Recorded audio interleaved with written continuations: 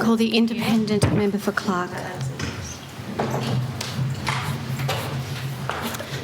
Thank you, Madam Speaker. My question is to the Minister for Environment. The Climate Change Act requires the government to produce an emissions reduction and resilience plan for the transport sector by November 30, 2023. 6 months later, we still have no plan to reduce emissions in the transport sector and therefore this state. We aren't seeing the switch needed to public transport to reduce emissions, and despite evidence that subsidies are the biggest determinant in allowing people to switch to electric vehicles, the government's electric vehicle rebate scheme has been capped at 375 reservations, all of which are currently reserved. When will the government take the urgent action that is needed on climate change and release its overdue emissions reduction and resilience plan for the transport sector with commitments which create real emissions reductions? I call the Minister for the Environment. Thank you.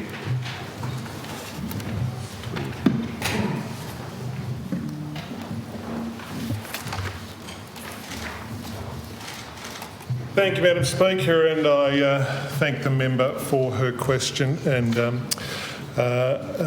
welcome the opportunity to update the House on the government's work in this important aspect of addressing the climate challenges and opportunities that present in the Tasmanian circular economy. We have a strong plan under our Climate Change Action Plan to tackle emissions and increase carbon storage.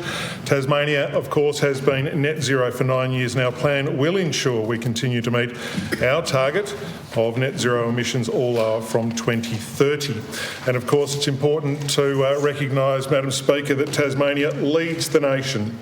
Our Climate Change State Action Amendment Bill in 2021, and we're now progressing our action plan to deliver that low emissions future. And I would reference of recent weeks, Madam Speaker, the opportunity that I've had to participate in this innovative and exciting space just recently with the green hydrogen price reduction scheme, an $8 million scheme to get a hydrogen refuelling network around Tasmania for our heavy transport industry to be able to buy trucks that run on hydrogen that have zero emissions, and we will have a refuelling network around the state. I'm very pleased to say that there is $8 million of government money to support that take-up, having hydrogen, which is currently at a much higher price point than diesel, brought down to a price parity point, so there is no penalty for those early adopters of heavy transport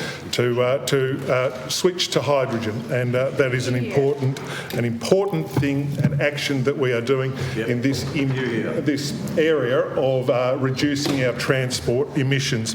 Of course, Remind the Minister to address the question. While you've been away, things have changed, Mr Dyken. I've only been away a little while. We've only been under new rules a little while. Okay, so our key projects to reduce greenhouse gas emissions include the development of the sector-based emissions reductions and resilience plans, and these will support transition to low emissions economy. And rather than the regulated sectoral target, these plans will have a practical and balanced partnership approach between government and industry. And pleasingly, all sectoral plans are underway. Draft plans, to the specifics of your question, draft plans for the transport, the waste sector are being finalised and will be published this year.